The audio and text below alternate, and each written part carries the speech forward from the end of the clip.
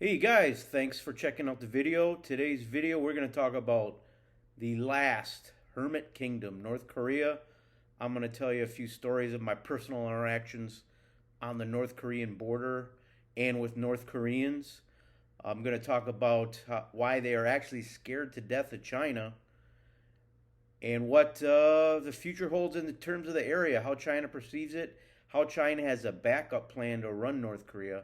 And we're going to get into all this in coming up in this video, so stay tuned.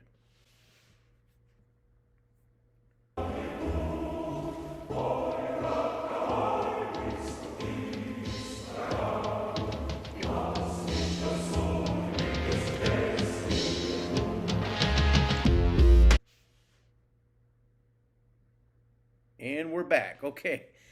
Thanks for checking out the video.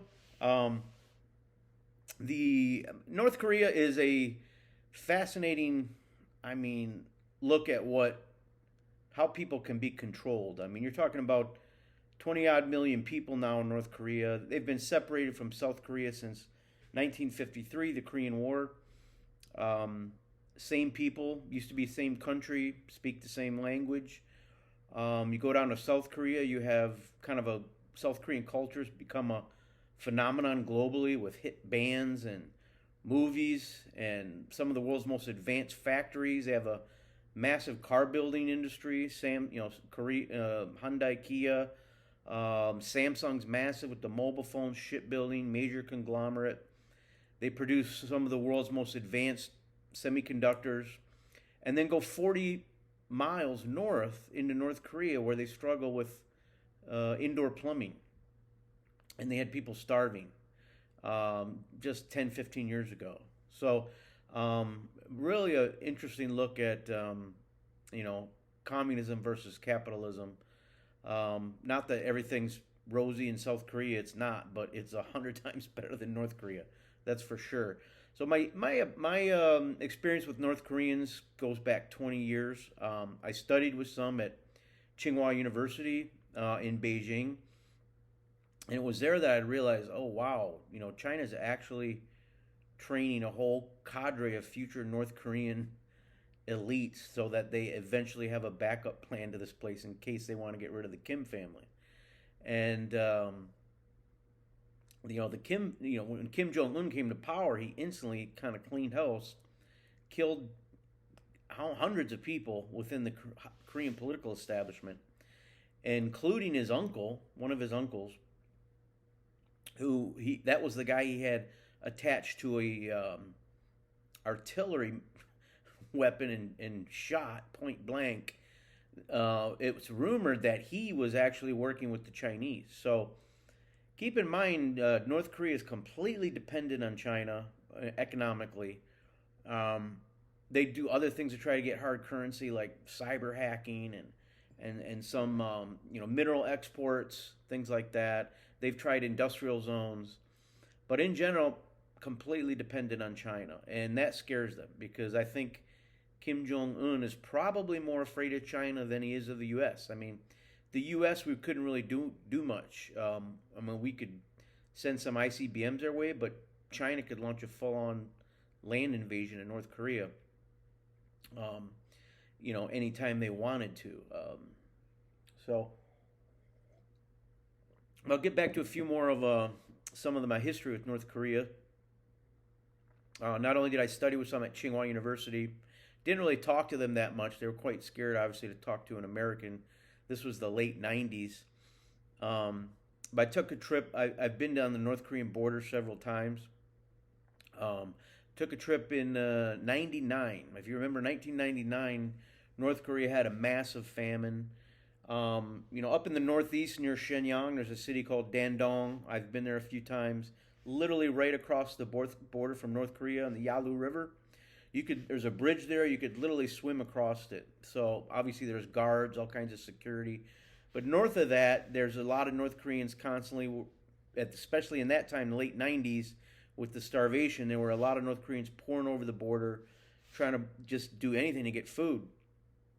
And I was up there one time, and one of the taxi drivers looked at me and he said, where are you from? I said, I'm from U.S. And he said to me, 先生你要不要找一个阿姨嘛? He's like, which means basically, are you looking for like a maid? And I said, no, not really. I'm not looking for a maid. I live in Shanghai, so this is up in Dandong, as I mentioned. He said, no, we can get a North Korean maid really cheaply. And I said, really? So, like, how much? He said, oh, they're about 800 RMB. It was about $120 at the time. I said, 800 RMB is not really that much. That's what I pay for the maid in Shanghai. A lot cheaper back then. It's 20-some years ago.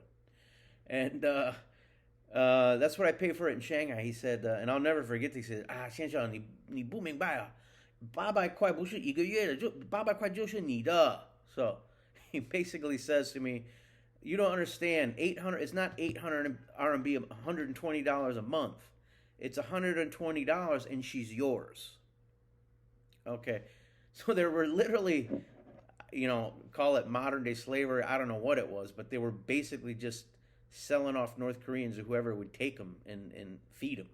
So that was my shocking kind of experience with North Korea at that time as I was up there on the border. Years later, I was there again at Dandong. We were with the mayor of the city, and I was an young engineer back in the old days. And we were looking at site selection for a potential parts facility, automotive parts facility. The mayor kind of wined us and dined us, took us to the Korean restaurant. That's where the North Korea actually operates some state-owned restaurants on the Chinese side of the border. And I remember, I'll never forget, I talked to the North Korean waitress and asked her, she had a pin of Kim Jong-il at the time, Kim Jong-un's father. And I said, can we have your pin? And she said, this is all in Chinese, by the way. She spoke Chinese, obviously. And she said, oh no, this pin is my heart. How can I give away my heart? I was like, wow, these people really are batshit crazy with the cult of personality. And by the way, at the time, this is before the Chinese laugh at North Korea. They're just like, I can't believe we did the same stuff with Mao. Like, we were nuts. This whole cult of personality stuff. So, yeah, that was Dandong. We took a boat out on the Yalu River. I mean, I literally could have, if I jumped off the boat, I'd have been on the North Korean shoreline. And I saw North Koreans there working, and I got to say, what I saw didn't look great. A lot of them looked very sullen with sunken eyes, and they just, I saw one work troop of about 15 guys, and they're standing at the back of a truck. Nobody's moving. Then every once in a while, every minute or so, 2 minutes, someone will bend down, pick up a bag of rice and shove it, pull it, and push it in the back of the truck. They just don't have anything. They didn't have anything to do at the time. Like, they didn't know what to do. And I saw a lot of this in communist China. I mean, some of my first jobs were kind of auditing companies that we had bought. My company had bought, not my company, but the company I worked for had bought. And we were trying to get a hold of what it is, and they'd have 30 people in the sales department, and they needed 2, and would just sit there all day. Didn't have a computer, didn't have a phone. They would literally just sit at the desk. It was basically just trying to keep people employed, overemployment. So it didn't. I mean, I kind of matched China to North Korea. China's obviously changed a million different ways by this time, but North Korea now has become a hot topic. They just launched 2 new ICBM tests last week. That's 17 for this year. The South Koreans had to do what they call an elephant walk. They scrambled 30 fighter jets and kind of move them along on the runway, get them ready to take off. It is a complete hot zone up there. Both countries want to be united, but both countries are complete opposites at this point. I mean, one country produces Gangnam Style, and the other one is from last century in a fascist, communist hellhole. So how that will resolved, I don't know. But it is interesting that China, how does China view North Korea? They view it as a blocking state. So it's a geopolitical blocking state. They're not going to let anyone take it over. They would allow reunification if it was friendly and it didn't have nuclear weapons. That's what's one thing I've kind of picked up on some of the Chinese government people that I follow. It would probably take what would happen to be a total North Korean economic implosion, but I don't see that in the cards. They have really kind of taken some clues from China over the recent years and kind of decentralized a bit, but they go back and forth. Kim Jong Un's scared to death to lose power because once he does, those guys will get strung up if people ever wake up to what's going on there. Um, China had the movie this year, the Battle of Lake Changjin, where it was a historic battle in North Korea. To this day, the Chinese publicly admit they lost 200,000 soldiers in the Korean War against the Americans. Unofficially, it could be near a million. But there was this movie in China had a $200 million budget and grossed almost $1 billion at the box office. Very patriotic movie. China's nationalist. They're moving more nationalist every day.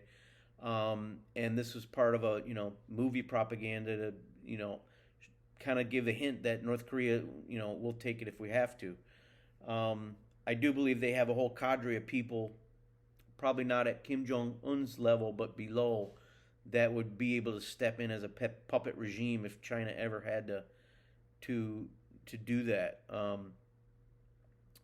So to give you another example of life in North Korea, I have another friend who had a small trading company that worked in North Korea. He would send a few trucks every month in North Korea.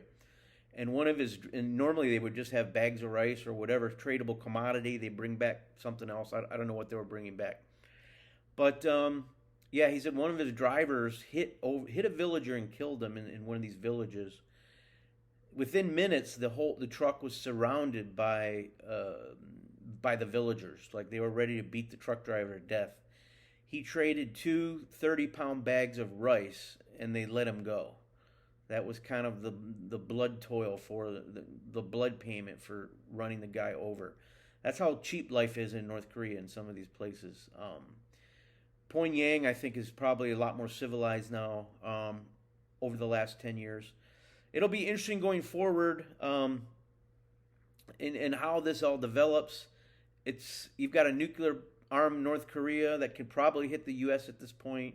You got heavily militarized South Korea with 20,000 Americans there, which are basically pawns because we leave them there. If North Korea ever invaded, they'd kill our guys. U.S. would instantly be involved in the war.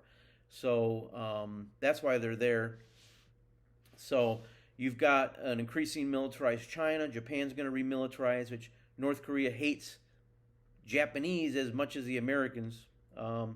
So basically it's a tinderbox, but it's also extremely, outside of North Korea, it's extremely, wealthiest area of the world basically at this point, which is the kind of East Asian triangle of China, Japan, South Korea. So we'll see what happens in the future. Can Kim hold power? The ancient Greeks used to say that family dynasties never last more than after the third generation. He is the third generation of power of the Kim family. So can he hold power? I think at some point in his life he'll fall and North Korea will change over. How that happens, it's still very, very unclear. Till that happens, I think China's going to hold the power stakes, and they're going to try to direct the country more into their model and more free market, decentralized capitalism on the economic front, but with tight political control at the top. And I think that's why Kim Jong-un's scared, because he could, China, he may be in China's crosshairs at some point. So that's just a few interesting stories of North Korea. We'll see where the missile tests go this year, and hopefully things settle down in the region and stability and peace prevail. But it's definitely a spot to keep your eye on. Thanks for checking out the video, and we'll see you next video. Thanks very much.